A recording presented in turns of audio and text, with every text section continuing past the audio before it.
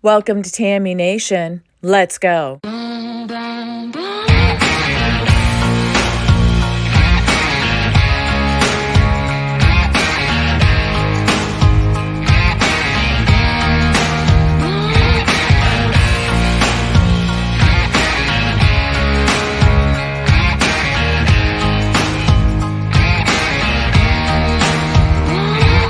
been running from 9 to 5, been biting my tongue for all this time. Won't let anyone cut me short.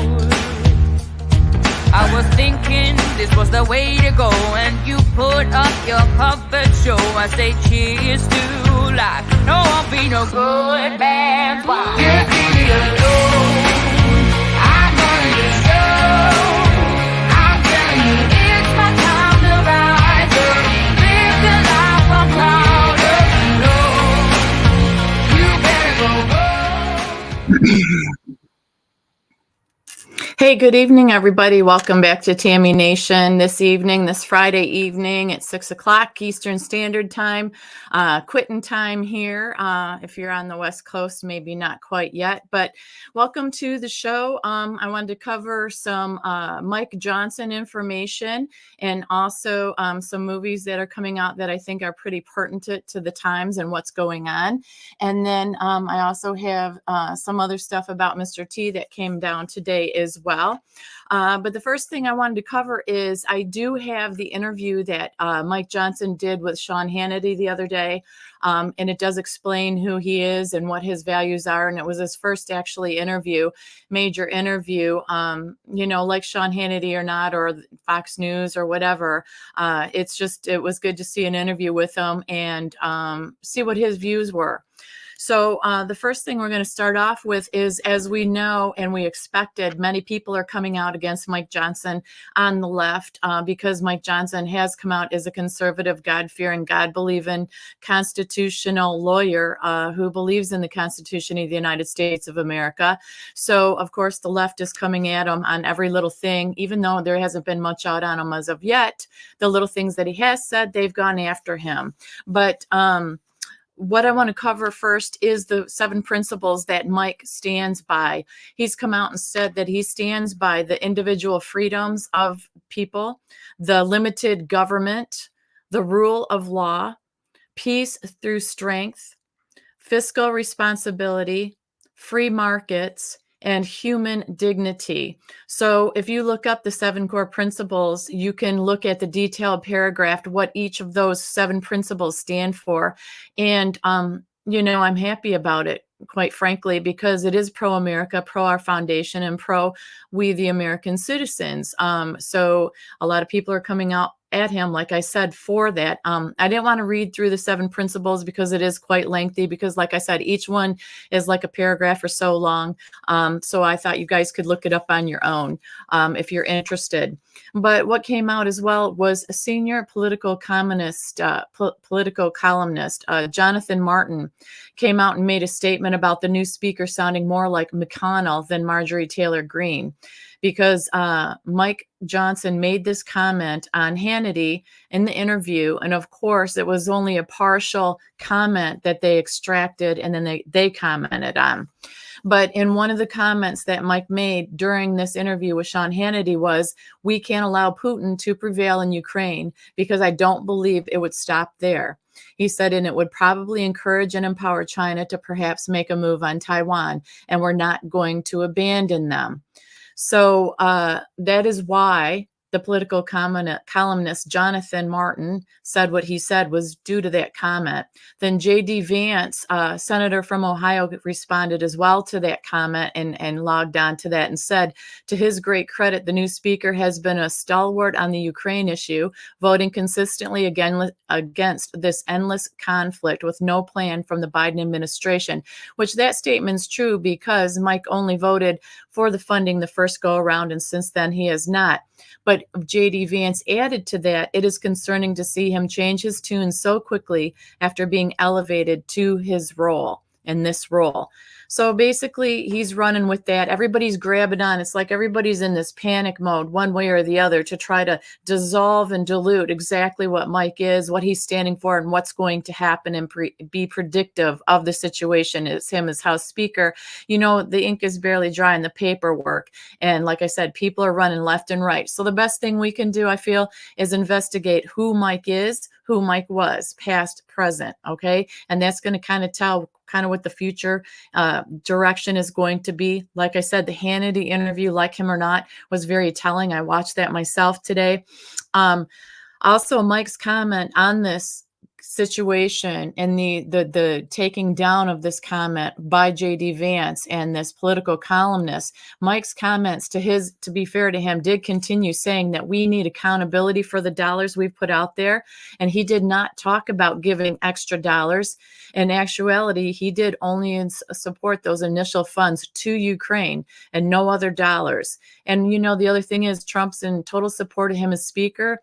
At the very beginning, before he even got to the floor vote, Trump said, we need to stand by the one who's in the lead there. And I think he's going to do a great job. He goes, we'll see what happens.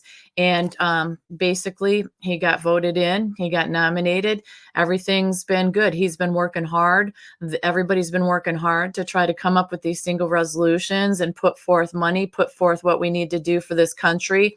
Mike is also concerned because that deadline of November 17th is looming quick and fast.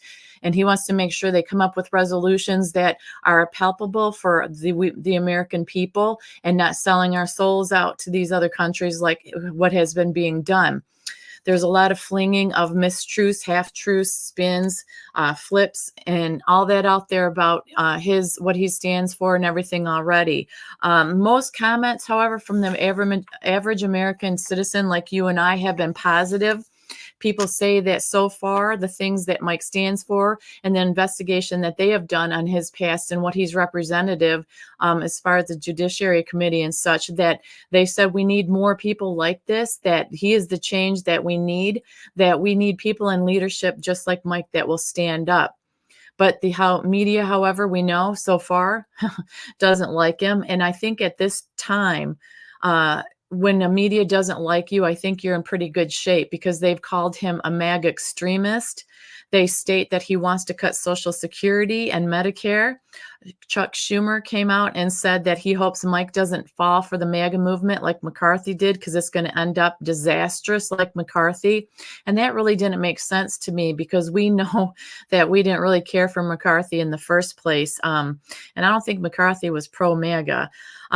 Also, we've learned the media, if they don't like someone, it's usually because they're not doing what the media wants them to do and it doesn't fit their agenda and their propaganda. Now, I'm not saying that propaganda doesn't come out on both sides. It does. But at this time in nature, we really just have to be diligent and use our discernment and pay attention. Like I said, it's on my community page that if you want to watch the interview, it is there. Also, when Mike was asked about the main incident, he said that because a lot of the left is already calling out for new gun legislation, gun control and all that, and they usually do that at times like this, right in the middle of the crises is when they're yelling and screaming and calling out for us to be disarmed and all that. And it's just disturbing. And I liked Mike's comment. Mike basically was saying, now is not the time to be discussing this. We're in the middle of this crisis. And he agreed. He said every time a gun incident happens, they come out with this. And he said at the end of the day, and I love this, hey, Faiya. Oh, that's okay. You know what? I know a lot of times it doesn't show live or whatever. So I just run with it and roll with it and do the best I can do. And then I figure you guys will catch it when you catch it. But thank you for telling me that.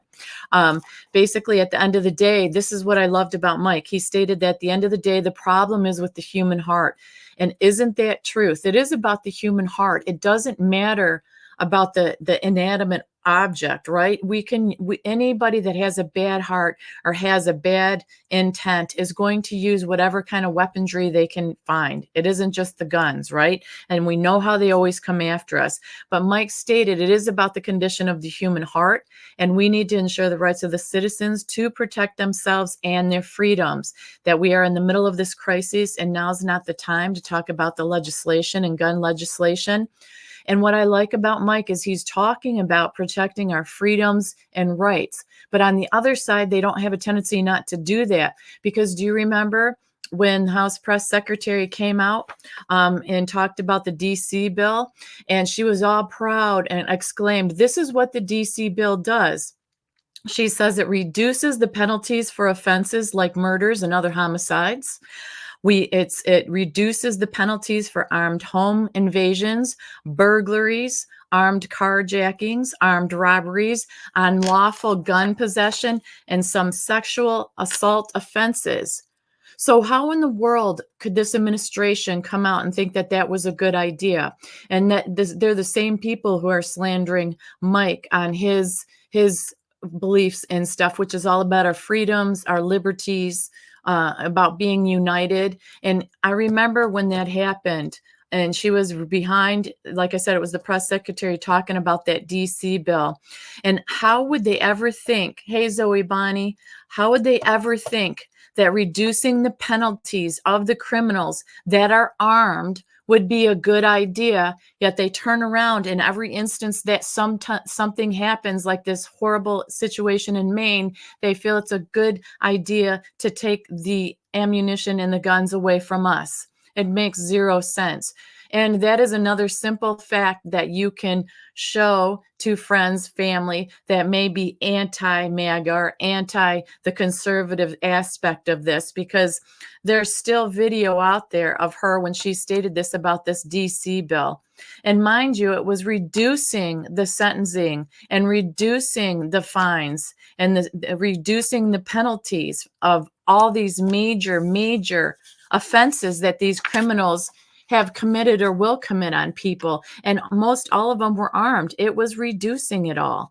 I mean, that's what they brought forth. They tried to do this bill. And, it makes no sense. It just makes no sense. It just shows you how anti this country they are and the individual people.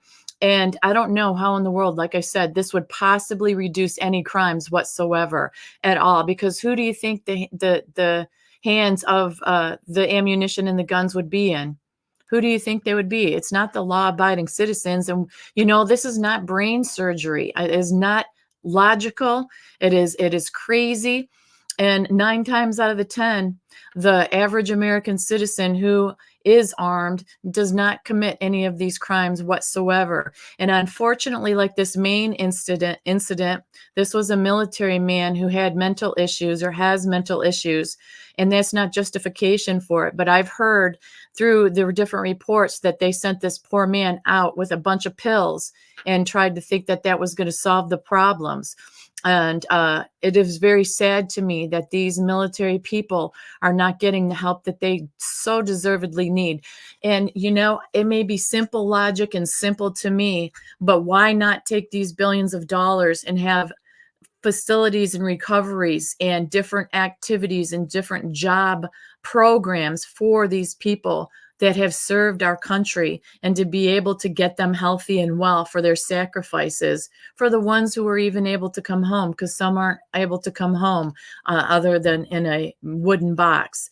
And it just disgusts me. So when I read through some of this today and some of the feedback that is coming with this man, this poor man who obviously did these atrocious crimes, and these families are broken and hurt, and he's still on the loose. Apparently, they've upped the investigation towards him, looking for him.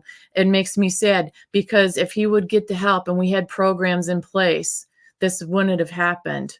If we would take care of the people who are facing mental illness, so much wouldn't happen.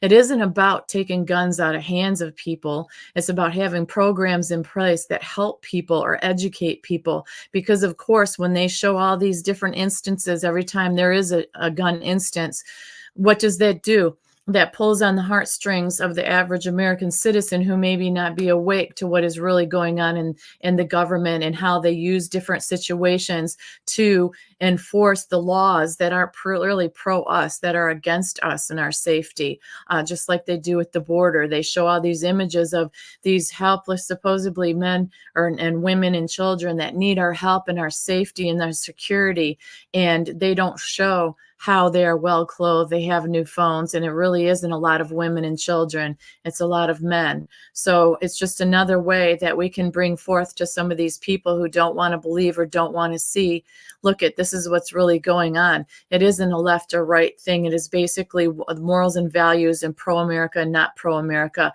And I believe that line has been drawn wider and wider, and it's very clear. You're either pro-God and pro-America or you're not. There's no distinction anymore. Mike also, continuing on that interview with Sean Hannity, talked about getting down to the foundational core principles that we are based and founded on in this country. And he said that is exactly what makes us different. And that's exactly what makes us exceptional, that we stand on certain values. And he plans on using facts and reality when speaking with all his constituents regarding these other type of governing systems that seem to be in the minds and the actions of some of our representatives and even some of our people. They think that it's going to be a great, wonderful way to have, one kind of healthcare, one kind of currency, one kind of this and one kind of that. And he said the two parties, which we got to agree on, have never been so far apart as they now are as far as ideas. He said both sides back in the day used to be able to have different ideas, but they used to be able to talk and get past their differences, because ultimately, even though both sides thought differently, they basically had their beliefs of what would be best for this country. Now we don't see anything that they put forth that's best for this country. And I thought those were very valid points that he made in this interview.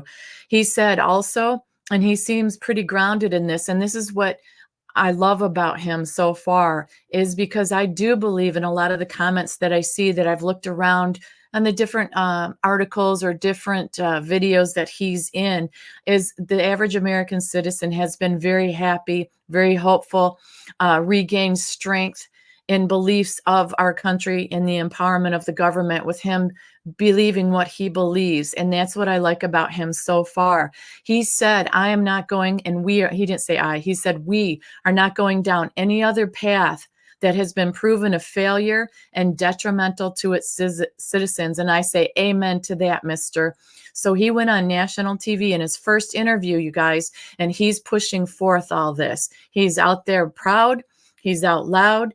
He's entrenched in his beliefs that really he seems very calm and logical, that we can have discussions, that we need to put our people first, our citizens, and amen to that. How long has it been? So they are very valid points. And it isn't about you believe this and this person believes this, so therefore we can't find common ground. We're intelligent human beings, are we not? Are we not supposed to be able to have intelligent conversations? But if you're in denial, you're not going to want to receive any of that, and you're not going to have much to offer. You're going to be closed-minded, closed-willed, and a lot of this stuff that our government has been doing has been laid in greed, power, and control, and not for the betterment of us. Okay, it's not like they're out there calling out these other governments and everything else to protect us. They're feeding both sides of these different wars and both sides of the scale, talking out of both sides of their mouth, while leaving us where we're going paycheck to paycheck, where we feel insecure on our own lands, where we see the atrocities that are happening to the average American citizens financially, emotionally, the family union, our education system. And it isn't too late to get it back. I believe in the power of prayer and the power of all of us unifying under some of these values that Mike is laying forth for us. He said something else too. He said, when he said we're not going down any other path, which has led to failure. And we see that with Venezuela and all these other countries. But for some reason, some people think this is a great idea. But he was asked about a good policy that Mr. B has had, our current president, and he said, I cannot think of one good policy that he has. He said that we need to show strength, not weakness, on the world stage, that Mr. B appears weak compared to how he spoke years ago to now. And we know from years ago that he spoke of lies. He used other people's words and other people's talking points. We know that but he seems of some sound mind Now, when he speaks, we know that he mumbles, he stumbles, he's very weak-minded. And, he said everybody ages differently. It's really not your age, it's what happens to you as your age. He said, I don't want to slight the man, but he said he's not the same now as he was then. And I had respect for him in that because it's very obvious the decline of him, Mr. Biden, the leader of the free world, and we look at the conditions he's in, and we all have said at one time or another he's not really in control, whatever, blah blah blah. He's the talking head or the leading head of this situation that's going on behind the scenes. No matter what it is, he's still not strong. He's still not looking like a leader. And if even other people are talking and telling him what to do and he's the puppet, look at the condition of our country. So that just says his administration and the people that are behind him telling him what to do, shoving him along, are just as bad in their policies as he is, not having a sound mind really anymore. So what does that tell you about the different people that surround him and support him? Look at how they're directing them. Look how they're directing this country. So also on that motion to vacate for the Speaker of the House, Mike was asked about that, and he said, I think we are going to change it. So basically, Sean Hannity kind of was talking over that real fast and really wasn't asking him that as a question. He was like making that statement about what had happened to McCarthy. And Mike jumped in to say, yeah, I think we're going to change that. And instead of slowing down or backing up in the interview, which I would have liked Sean Hannity to do. I know it's easy for me to say in hindsight. When you're interviewing somebody, you're kind of in the heartbeat and the intensity of the moment. And I'm sure he was happy because he got the first big get on Johnson. However, as experienced as he is, in my opinion, this is just my humble opinion, he should have backpedaled on that and revisited that. And maybe he did and I missed it, but from what I watched, I didn't see that. So if I'm wrong, I'll apologize right now. But if I'm not, my personal opinion is at that very moment, he should have stopped his thought and he should have said, elaborate on that. Are you in talks to remove this motion, or are you already ready to sign papers or whatever needs to be done? And I would have had Mike elaborate on that since this was the first opportunity to have it. Yeah, I think so, because as watching that interview with him, I used to like him a lot. And it's just, I think he got more and more boastful, more and more egocentric, because the sign of a good interviewer is you ask a question and your opinion really doesn't matter as the interviewee. So if Sean Hannity would just come in and say, listen to me telling somebody who's like a multimillionaire, right? But this is just my opinion. This is my opinion, my humble opinion. When you're an interviewee, you ask the person question and you let them answer as long as it may take. And that's all there is to it. And you sit back, because the interview isn't about you. It's about the person you're interviewing. And your reputation is built by that. And that's why people have formed different opinions of other people. Because, see, these people who are interviewing like Hannity and the who's who and the what's what that get these interviews all the time, they have their own shows. So we all know really how they think about it. Or after they interview somebody, they'll do a whole show of that interview, right?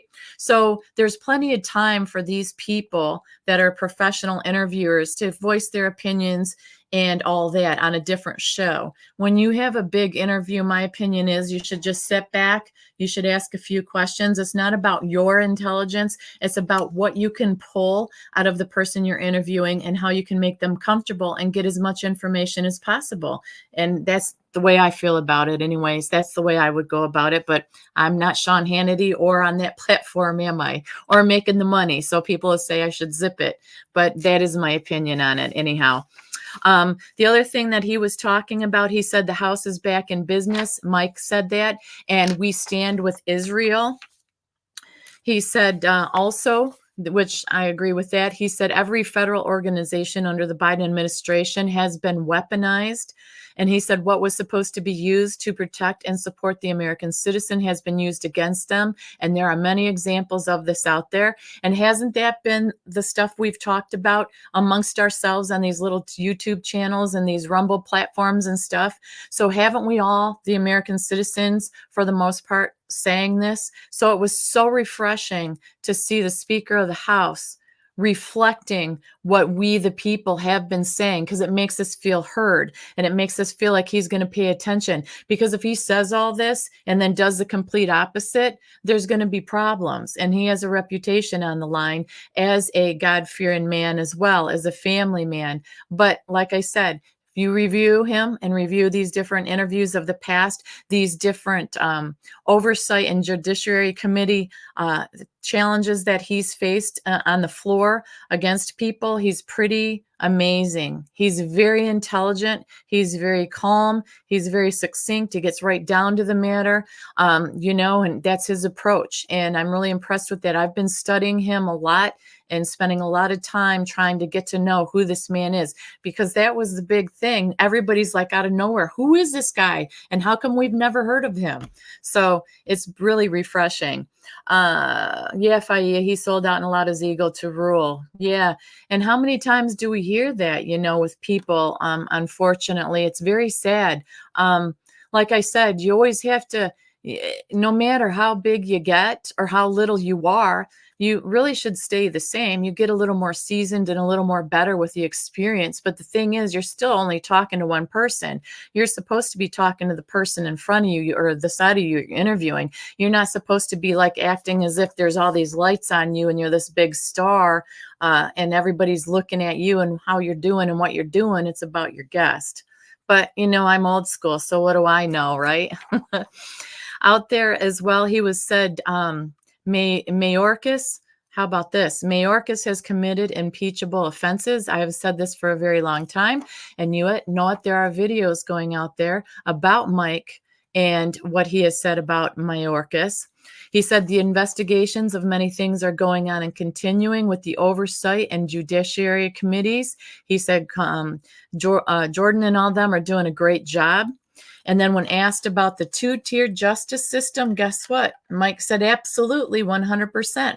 When I was on the Judiciary Committee, I told Merrick Garland and Christopher Wray, the greatest threat is not the individual issues put out there, but the eroding of people's faith and trust in their system of justice. He said, you cannot maintain a system of government for and by the people if the people don't trust or have faith in it because they don't believe it's fair. And he also finished it with saying, I believe Merrick Garland is the worst attorney general in the history of the United States. So there's some pretty powerful words there that the Speaker of the House has for some of these people. And if you don't think this is ticking those people off, or they have fear that they're losing control or they're going to have to face justice, then you're fooling yourself. These people are going to come back at him hard and fast, 100%. They're not going to lay down without a fight. This is, I think, their last fight. And they know with him here, and we get Mr. T back in office, and then we start getting other people in office. What do you think is going to happen to all these people who've been lying, cheating, and stealing? What's going to happen? So do you think they're just going to stand back and not try to woo Johnson? No, they're going to try to woo him. They're going to try to bring him over to their side of deceit and lying and being bought and sold and paid for. But see, this is the thing.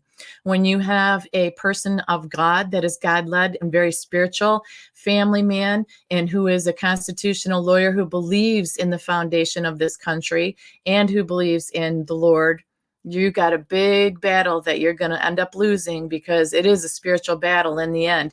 And this man has dug in, and it's very refreshing. He knew what was on the line doing this. He knows what's on the line.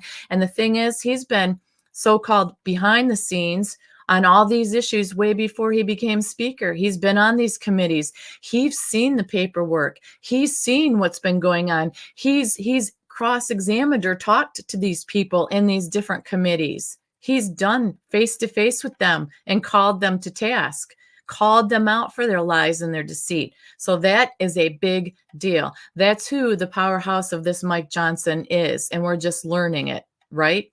Hey, Kettlehead, and hey, Chris Gilbert. Good to see you guys. And as I continue with this, regarding the Biden family and their dealings, Mike said, oh, you guys are going to love this. He said, we have so much information and documentation on these things now. And he said, facts are stubborn things and hard to ignore, and bank records don't lie. And we have the receipts on these now. That's about the only time that I've liked hearing the word receipt. I got burnt out on the word receipt a lot. But when Mike Johnson said this in this interview, that we have the receipts, it kind of made me laugh. He said, this is the reason, towards the Biden family, he said, this is the reason we've moved towards the impeachment inquiry stage on the president himself. Because if, in fact, all the evidence leads to where we believe it will, it is very impeachable offenses. Bribery is listed as an impeachable offense. We are the rule of law party. We base things on the evidence. We don't just impeach for the sake of impeaching. The evidence is coming together, and we will see where it leads. Yeah, I know, Kettlehead. So far, it's all talk, but this is him just getting into office, right? And this is him having all this past history. And we have to remember that there were very many people that were against this, that laid all this away, that didn't challenge it, that let it slip. What was that just came out, that there were 80 different things or 60 different things that the three-letter agency had on the Biden family that they suppressed and kept away? So when you're fighting the uphill battle, that's where the challenge is, because so many people are bought and sold and paid for. They buried the information or derailed it, or, they tried to wipe the information out. So we have to put in perspective right and wrong, right? There's a simple rule of law to follow. These people take oaths, and anybody that failed that oath against us, there's many different names that is called. And you're right, it has been talk, but I have faith and hope with this guy to start, because he hasn't been in very long. It's been days, right, that he's been in, and he's on a national platform talking about this. He is showing who he is. He's staying true to who he was in the videos I've seen. Can it change? Absolutely, 100%.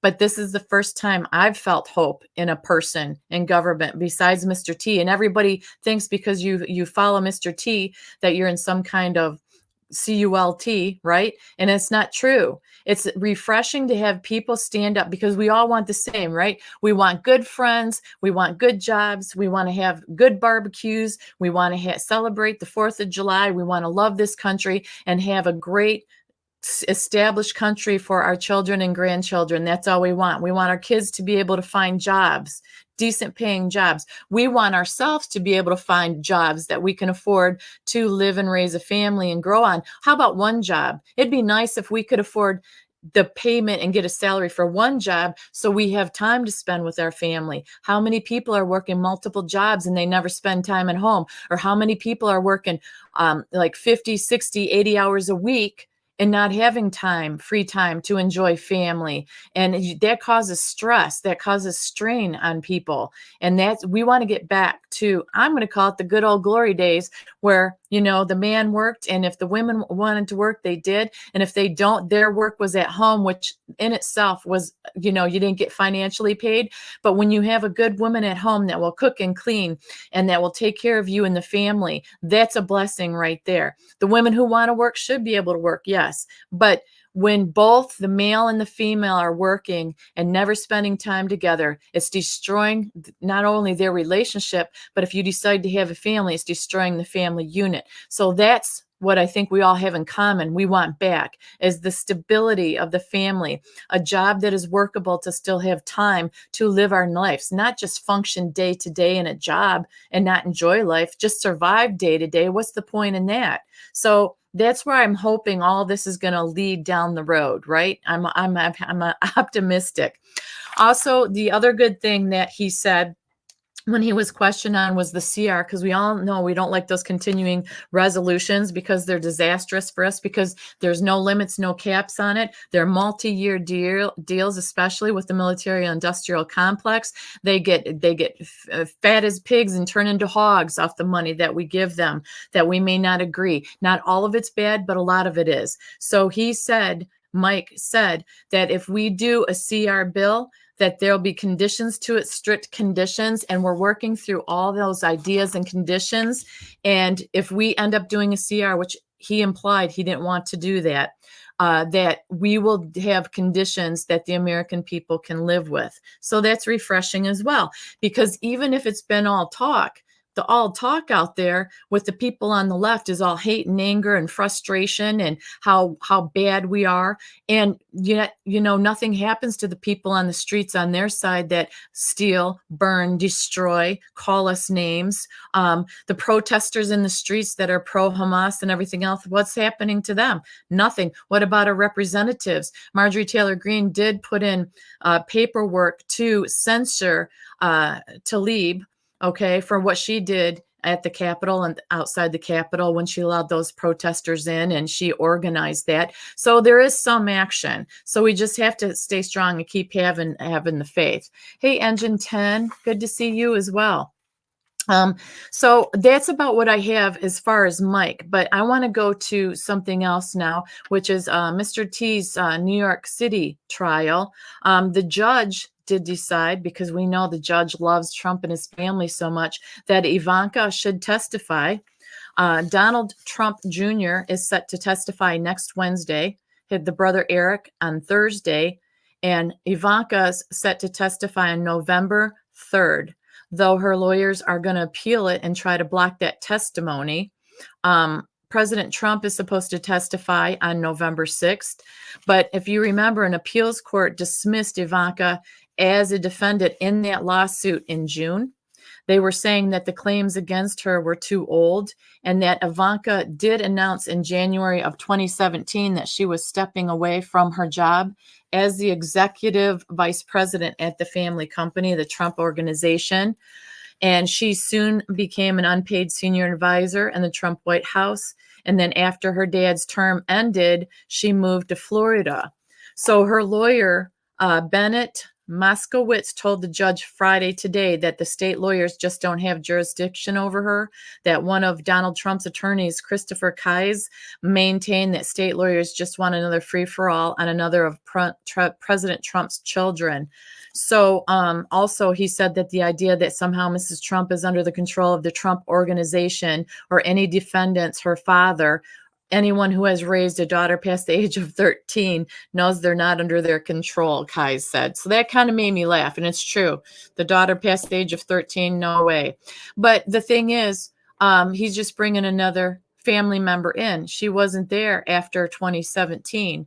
So also, like I said, she was not supposed to have to testify back in June. They said that, but this judge now said she is going to have to. So we'll have to see what happens with that, to see if the appeals or see if her lawyers can appeal and block that and it work. I doubt that it's going to, but they have to try, right?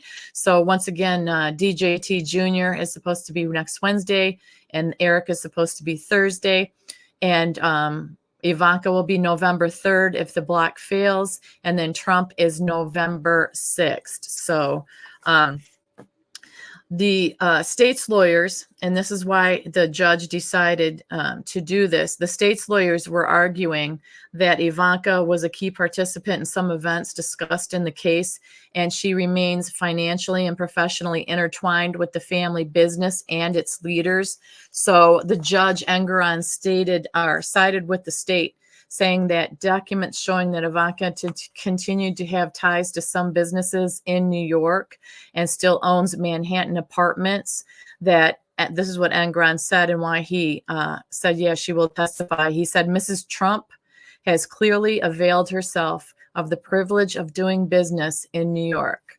So the judge, he's just out for Trump and the family, in my opinion. So well, it's not just my opinion, it's other people's opinions too. It's kind of obvious, because really, like I said, the court case shouldn't even be continuing, right? Because we all know that 80% of the case was let go and found to be not a problem, that everybody, all the loans were paid back with interest and then some. So this has been kind of iffy from the get-go.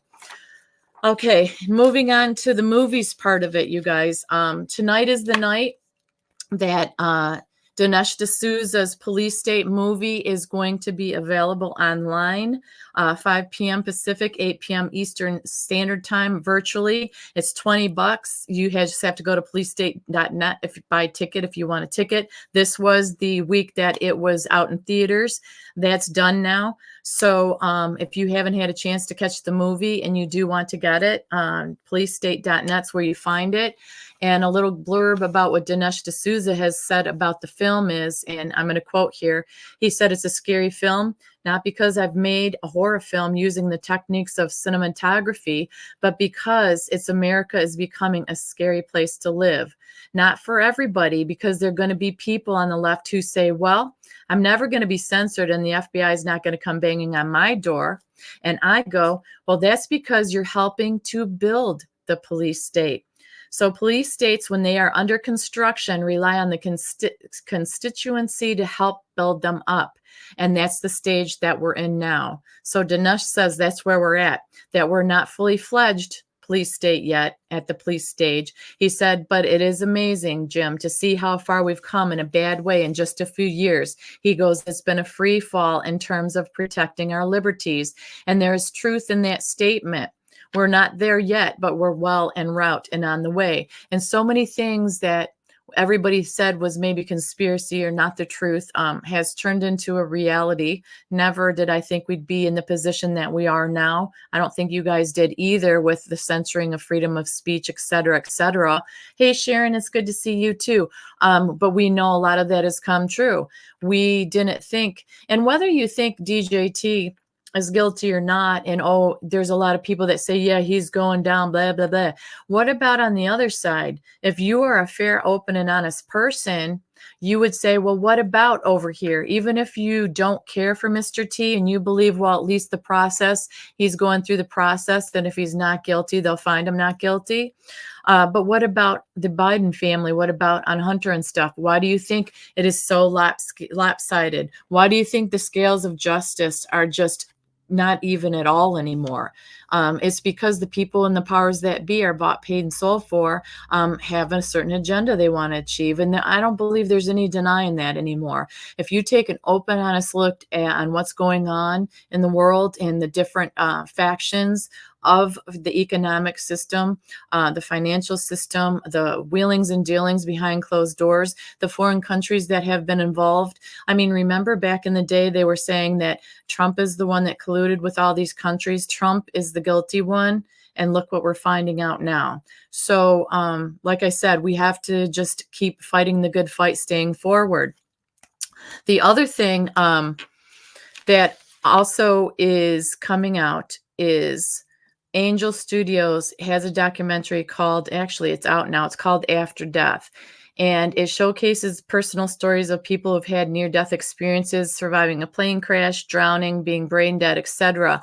So if you're into that kind of stuff and wondering, they take a scientific-based level to this documentary, as well as people's stories on it. I've always been fascinated in this kind of stuff ever since high school. I've studied all that different kind of stuff because, like I said, the more you know or the more you try to find out, the more power and educated decisions that you can make. But I thought this is very timely to investigate things like this because we know that there's a lot of death and destruction going on. So maybe this will help people settle their minds down and things like that. Maybe this will also help bring them closer to God and prayer and salvation if they haven't already. So that movie is out right now. And then the one I'm really excited about, I didn't realize actually was even in the works. I'm like behind the scenes on this, is February 24th or February of 2024, Mel Gibson's sequel to The Passion of the Christ called Resurrection is in the works right now. And he said that it's going to include the fall of the angels in the story. Passion of the Christ did a number on me. I think that it's one thing to imagine it, what happened on the cross and on the way to the cross with Jesus. That's one thing to imagine and read about. But when I saw the visuals of it in the movie, it really did.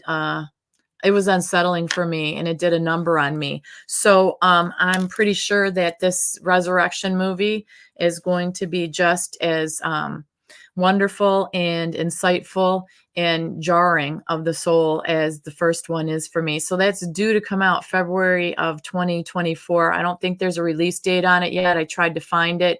And also there's not even a movie trailer yet. There's a few trailers out, but they're mostly from the first Passion of the Christ movie, and they don't really have scenes from the new movie coming out. So 3 different movies to pay attention to if you want.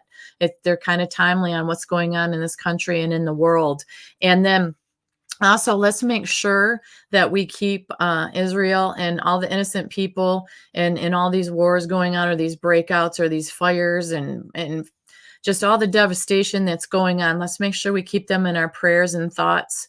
And we hope that there's a quick and timely resolution to this, that it doesn't keep expanding like it seems to be doing.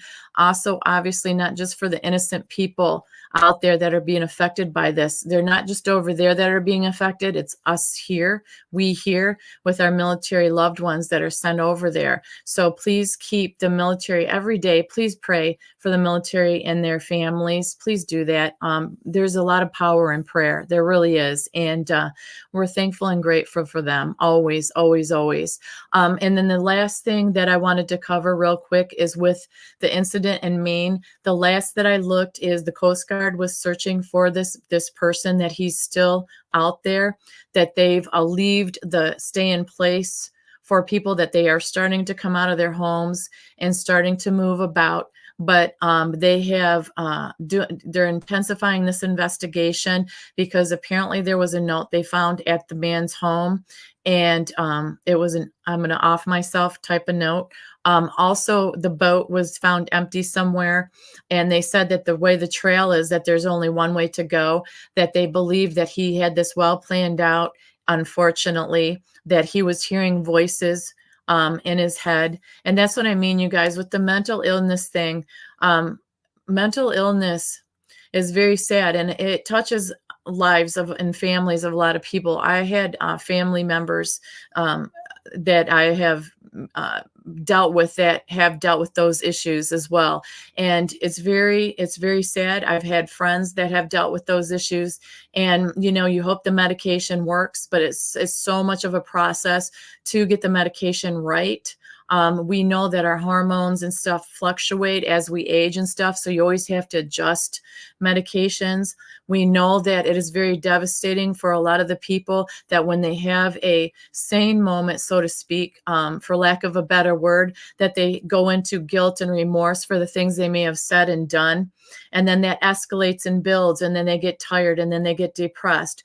So like I said, this is a terrible tragedy. Many lives lost, many families affected, but we need to also pray for the people that are looking after this man, and to pray that there's no more damage and no more death and no more pain out of this incident. There's been enough of that. And like I said, this is another call to our government and to the powers that be to get back into place our mental institutions and mental health programs that have been so cut away and so taken away. We need to get that back. Not only do we need to get the illegals back to out of here, we need to, once we do that, we need to spend our time, energy, and effort for the people on the streets all across the country, our citizens that are ex-military or just just professional people, whoever they are, that are facing mental challenges and that are so distraught and homeless.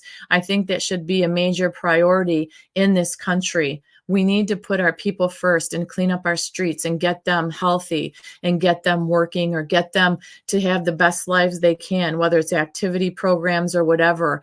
And I think that is something that we have been lackadaisical for such a long time. I know there are some programs and there are some good, but not enough. When I see, and I've been paying attention to the billions of dollars that have gone everywhere else but here, it breaks my heart for family members who have friends or family that are in these mental situations that don't get the help and get devastated and distraught because they don't get the help that they need. They don't know where to go. I've seen it at my own church. I saw somebody that was from that community come into my church, and he was full of that Georgia clay mud, barefoot, just a disheveled mess, just kind of lost, and he felt he had nowhere else to go. So he walked into church.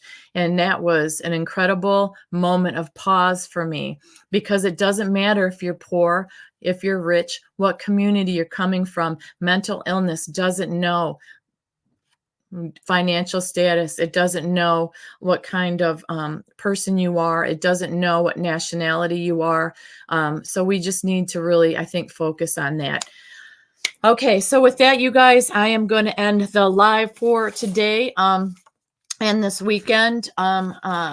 I will come back on if there's something that breaks or needs to be mentioned. I'm going to be paying attention to everything. And we know that there is tons that's going on. It never ceases to amaze us at this time. But if I don't happen to come back on because everything is just quid pro quo, the way it goes, I hope you guys have a pleasant and peaceful weekend and have some time to enjoy yourselves, friends, loved ones, a dinner, whatever it may be. And I will be back on Monday if I don't come back, because nothing's breaking. So like I said, I'm just not for sure. So I don't want to promise anything, but I really appreciate you guys joining me each time. Again, all of you that, seem to be here each time I'm on. I really appreciate that a lot. I also appreciate your input and your feedback as well. So thank you so much. And I will catch you guys on the next one. Bye-bye.